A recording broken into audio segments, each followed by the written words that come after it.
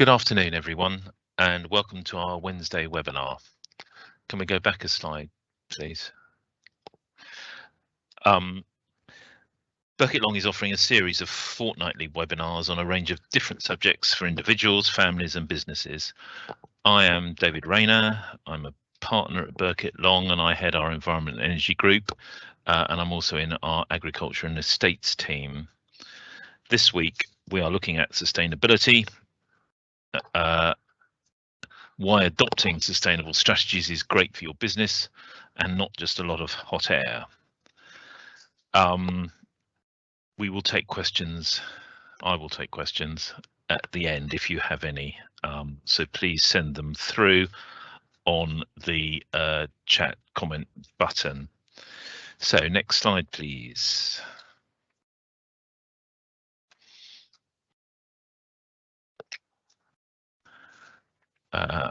And the next one, please. So why might you want to consider looking at sustainability and the green agenda? On the screen, there are the reasons that I think you might want to look at that from your business perspective. It might be a question of saving the planet. It might be for your business's reputation. It may be for the contracts that you're looking to tender for. It may be to ensure you can comply with all the regulations that are coming in. You may be coming under pressure from your consumers or your supply chains. You may also be coming under pressure from your employees, who are, of course, becoming increasingly concerned about this area.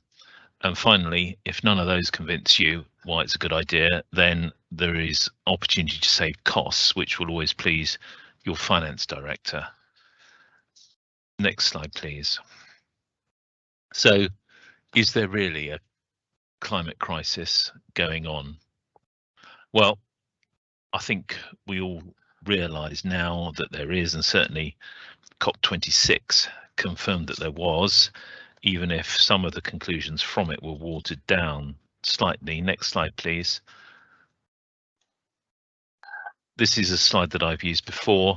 The figures on it are slightly out of date, but I think it serves to highlight what some of the issues are. And the issues, to a large extent, are not down to the size of the world population, although that is a contributing factor. And of course, part of what we're talking about globally is the need to ensure that the population doesn't increase exponentially.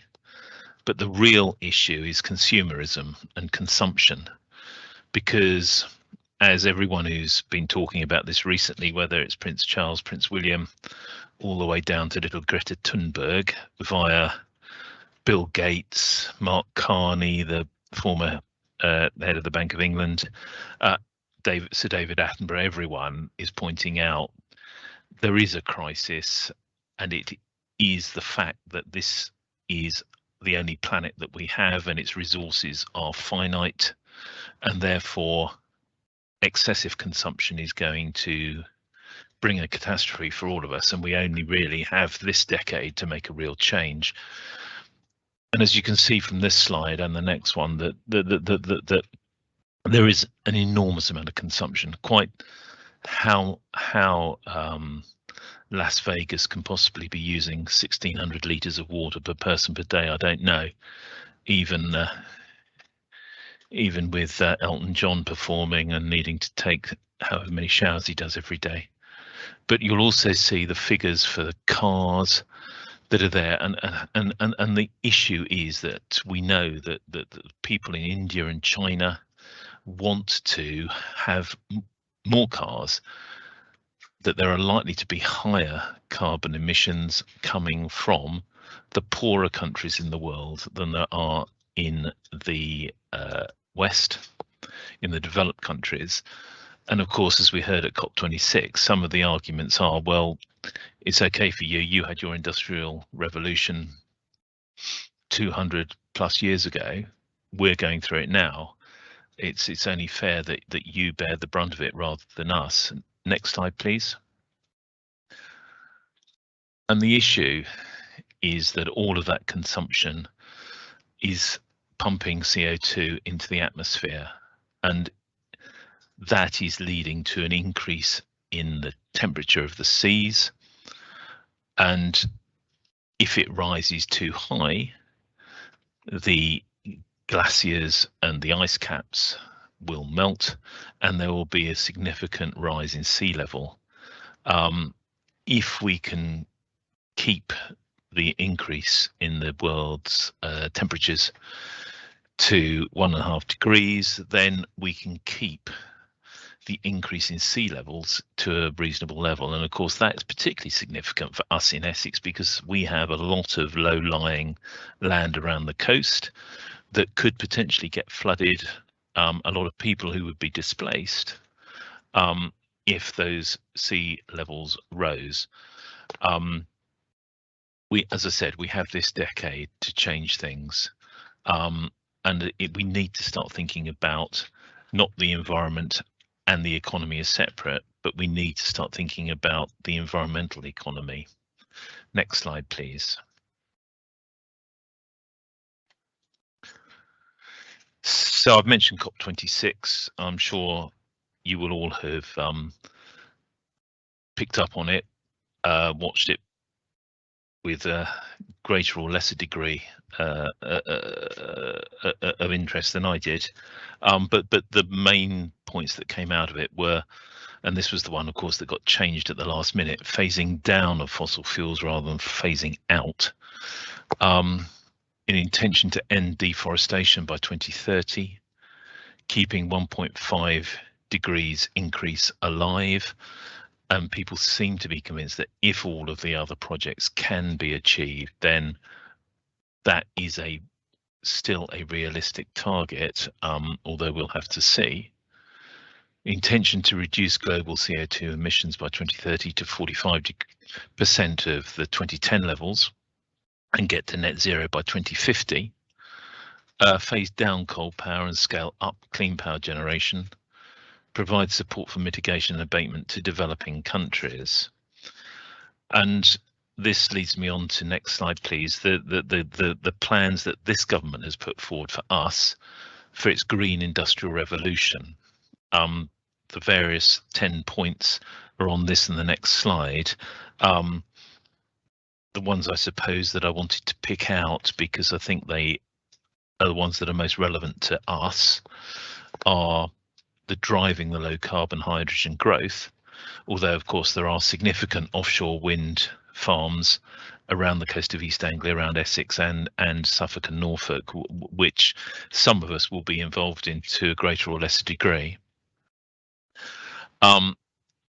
Delivering new and advanced nuclear power, well, of course, that potentially interests us in Essex because of Bradwell and whether that does or doesn't go ahead.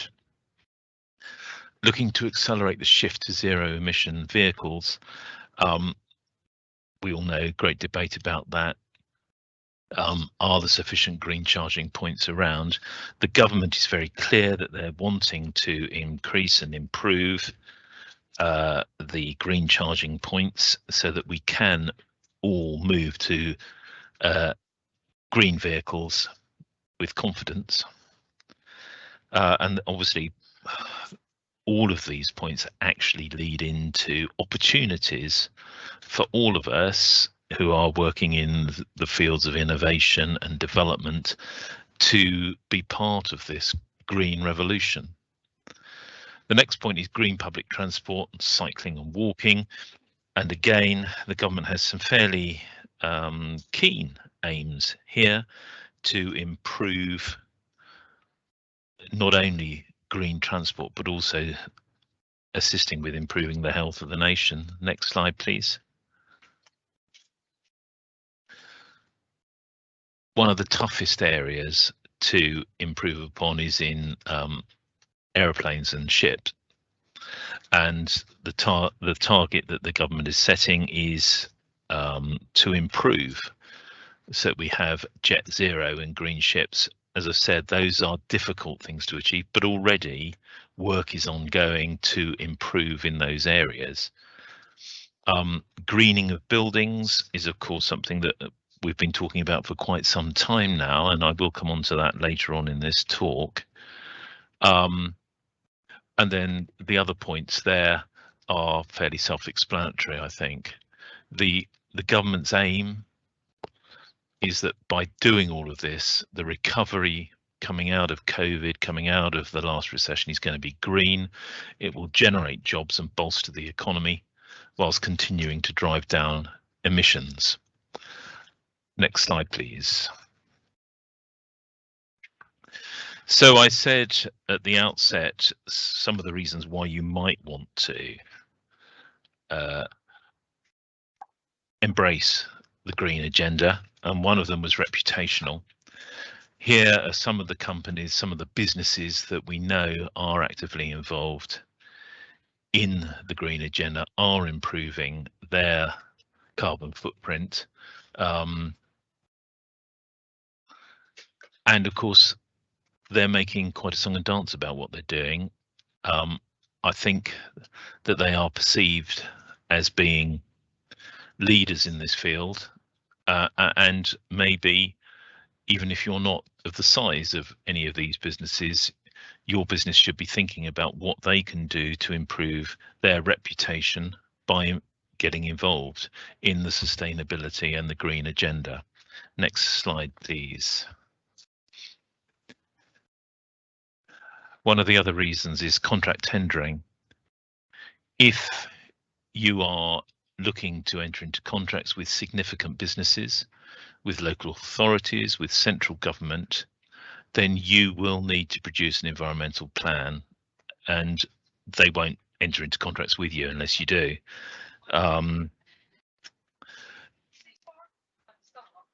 Whether you're in the supply chain or whether you want to look at your own supply chain and make sure that those that you're contracting with have an environmental plan, you will want to consider. And part of that is, what is your environmental plan and policy? Do you have one? If you don't, we can certainly help you with looking at what should be in that. Next slide, please. And as an example, this is the Burkitt Long current environmental sustainability plan. There's quite a lot of words on that slide, but it's just an example of what you can do. And obviously, I appreciate that we are a professional services firm, and therefore what we say might not be entirely relevant to what you might be thinking for your business. But nevertheless, it's an example there of what we can do, and we can certainly assist you with what you might want to put in place for your business. Next slide, please. Another reason for getting on board with this agenda is regulatory compliance. There's a list there of some of those that are relevant. There are, of course, more. I think the one thing to say is that we all know that there are increasing numbers of regulations coming in, and they are only getting tougher, not least because of the government's 10-point Green Industrial Revolution plan, that they are looking to improve the sustainable performance of the country to get to the ambitious targets that we've set. The government was very proud at COP26 to be saying that they're leading the world, one of the leaders in what they're trying to do. So I think we all know that this is only going to get tougher, and there is going to be more and more compliance that you will need to abide by. Next slide, please. A couple of the other reasons for doing this. First of all, consumer supply chain pressure. As this moves up the political and the public agenda, more and more people will be looking at your business and asking, do you have an environmental plan? What are you doing to improve your carbon footprint and any other emissions that you may have? Because it's not just about carbon. And how can you improve the position? They may not want to buy your products if you are not showing that you are improving in this field. You will certainly need to consider the people that are your suppliers. The people above you in your chain may be asking you questions, as I've already said, and you will want, if you bring in new innovation, to protect your new technology. And again, we here at Burkitt Long have an excellent intellectual property team who would be able to assist you with protecting that technology. The other area, of course, is your employees. They will be seeing everything that's going on. They will be getting engaged in this area and wanting to see what you are doing. How can you best do it? Well, probably by having some green champions in the business who can take a test of what the feelings amongst the employees are, and they can lead the changes that you want to implement around your business. It's a very useful way of trying to improve the business. And the reasons why you might want to get involved in the net zero challenge, because it's likely to impact every area of your business: what you buy, what you sell, what your future plans are, the energy that you use, how you transport your people and products, who you work with, what technology you invest in, and how you report to your stakeholders. All of those aspects are linked into this agenda, and you will want to think about it. And for many businesses, the need to develop new technologies to help the world meet the net zero challenge have become key strategic objectives of those businesses. I appreciate that may be easier for large businesses to say than some of the smaller ones, but nevertheless, it's becoming increasingly important for all of us. Next slide, please. So if you want to start doing things that assist with your carbon footprint, what can you do? And as I said, the last point, even if you don't think there is climate change going on, even if you're not worried about your reputation, you're not worried about your employees, you're not worried about regulatory compliance, sorry, is that ultimately it will save you some costs. And actually, the payback is much quicker than people think. Technology has moved on. It's also become much cheaper, and therefore saving costs is actually a very realistic objective. You can do it by improving insulation, saving heat. You can do it by stopping leaks.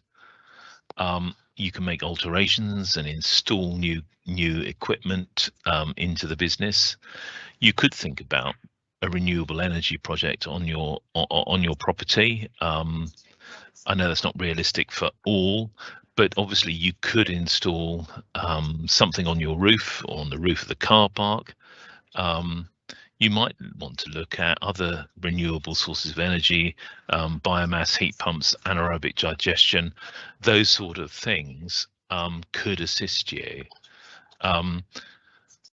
And you will want to look at where you're getting your raw materials from, what energy you're using, and how you are using travel plans, both for your employees and your products. Next slide, please. Can you actually implement those changes or not? Well, if you own the freehold of your property, it's significantly easier than if you lease the building. If you have the freehold, the things you're going to be concerned about are getting planning or building regulation approval for what you want to do. You'll obviously need funding to do it. And you'll also need to check whether there are any restrictions on your property titles that would prevent you from doing it. I think that is less likely, but nevertheless, there will be some properties that do have restrictive covenants on them.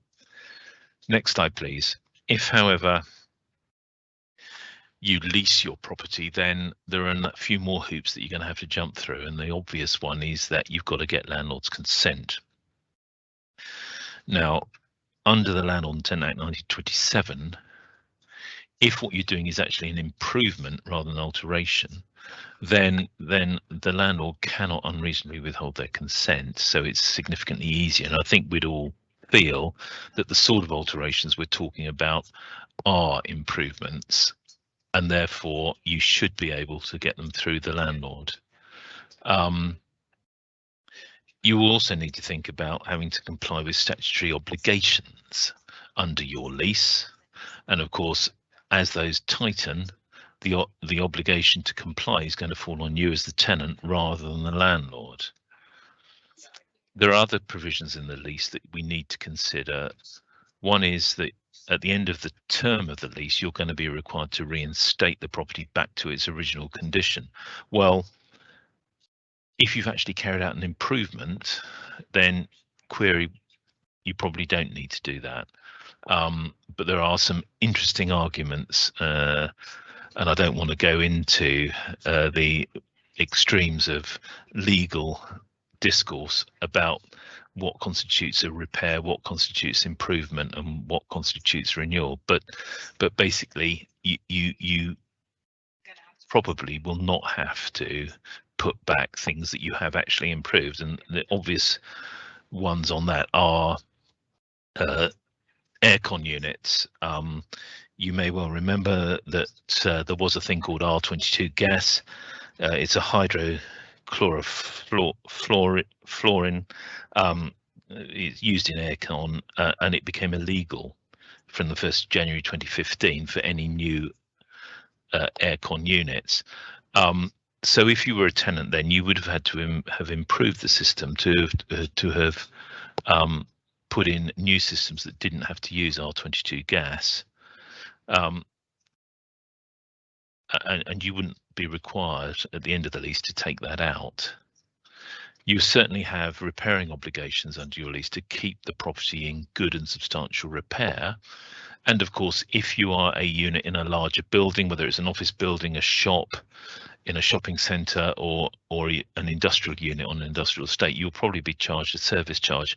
So you also need to look at what the landlord could potentially do to improve the carbon footprint of the building, to improve the energy efficiency of the building, and charge to you through the service charge. And again, that's where I and my colleagues can assist you in reviewing what your responsibilities may or may not be. Next slide, please. And we then have a list here of the potential director responsibilities that will fall on you if you happen to be a director of a business, as I'm sure many of you are. You will need to be reporting on emissions. There are obligations of carbon disclosure and energy efficiency, and supply chain monitoring, and the various points that are listed on this slide, that ultimately you as a director of the company will be responsible for reporting on. And again, these restrictions are going to become more extensive, and they're going to be toughened up. So if you can get ahead of the game, you're going to have an advantage, both for compliance and also, I suggest, a commercial advantage as well. Next slide, please.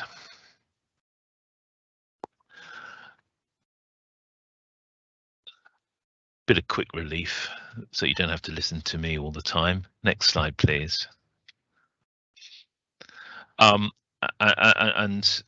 now coming towards the end of what I wanted to say, the other thing to consider, as I've already mentioned, of course, is that here in Essex, we're potentially susceptible to rises in sea level if we can't keep the temperature down and reduce our CO2, methane, and other emissions,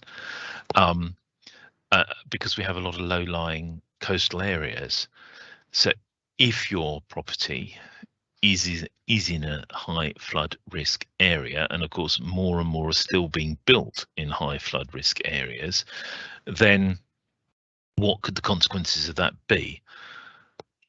Well, you may find that all perils cover is not available. You may find that flood risk is not available.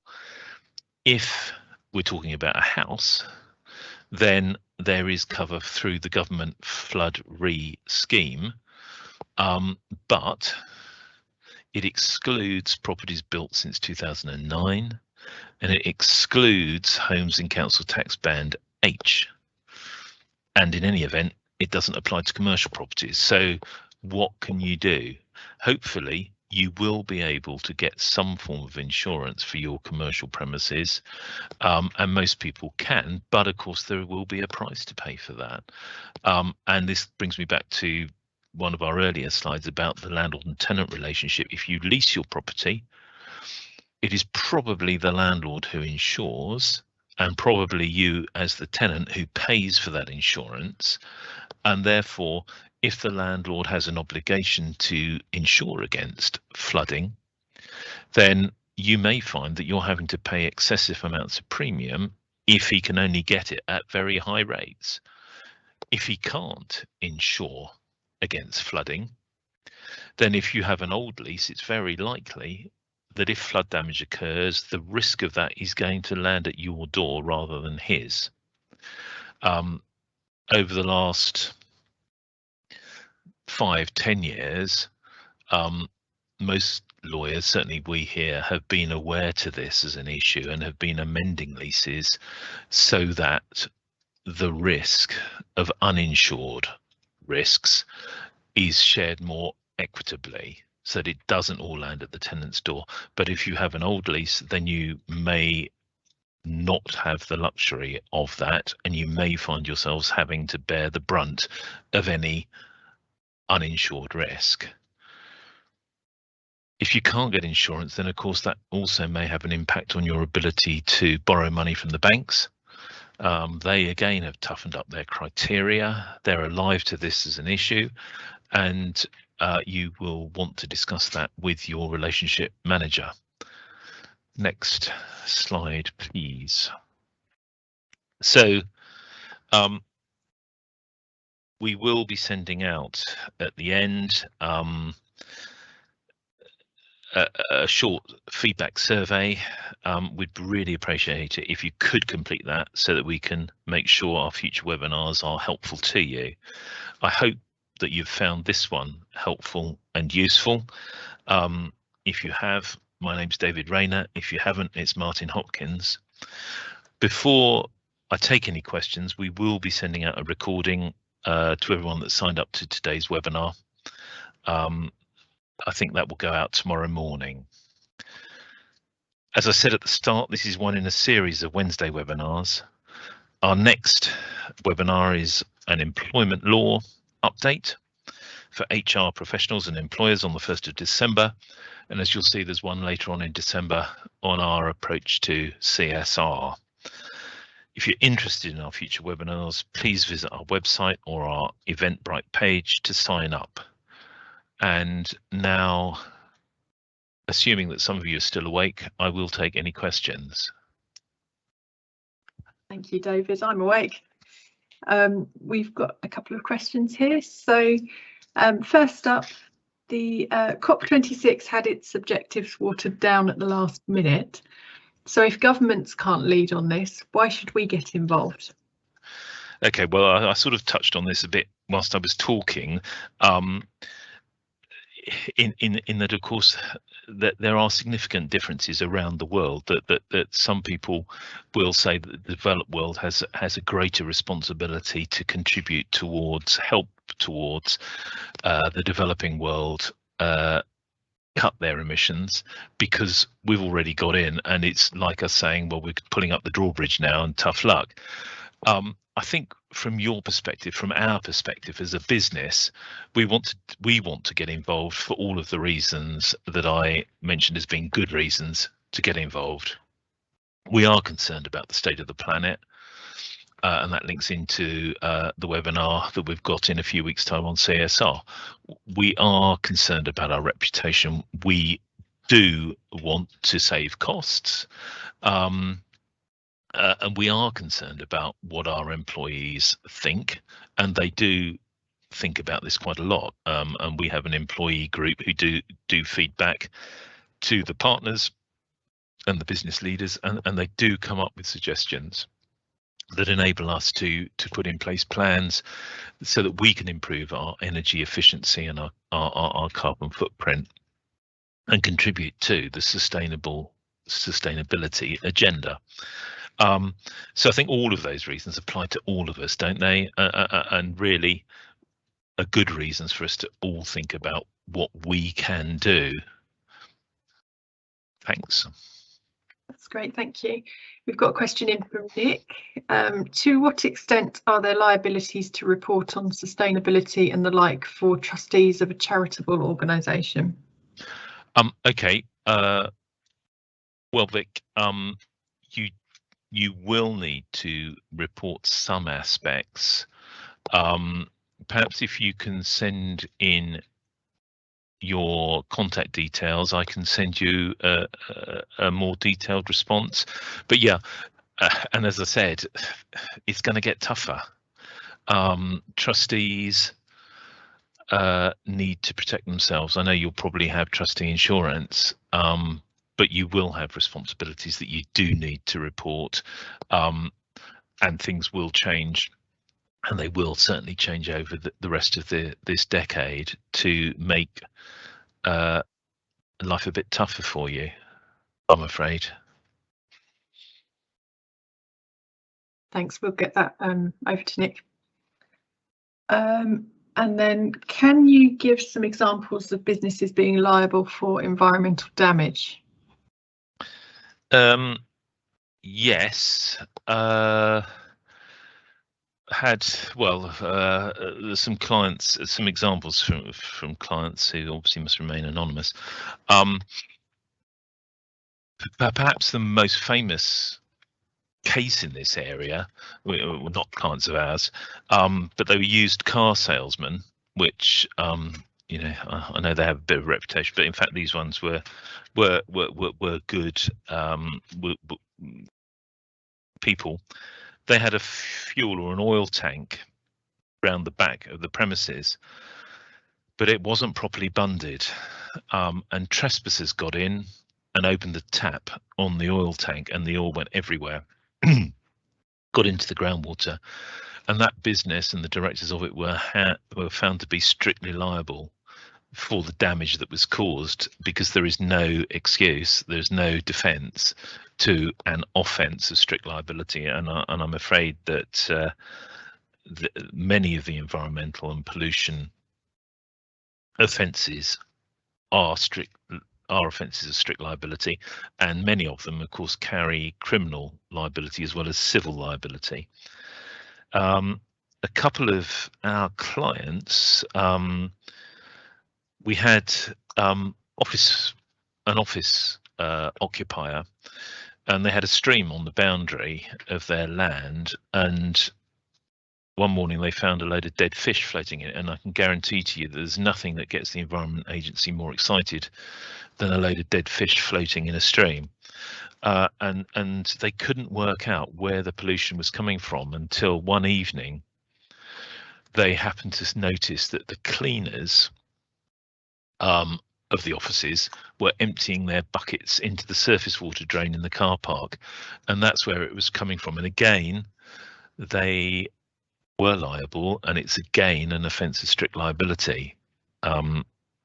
So that's an example. The another one, well, it was not actually liability, but as an example of people trying to improve the energy efficiency of their building. Sorry.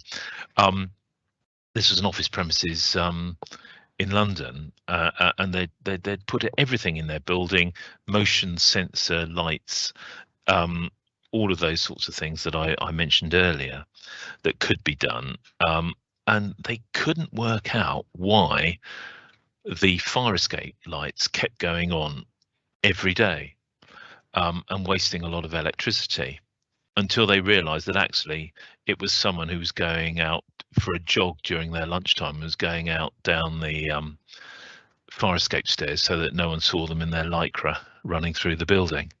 So these things happen. People can try to improve their energy efficiency, but everybody needs to be on board and understand what the consequences of what they're doing could be. So thank you. Thank you, David. That's all the questions we've had in.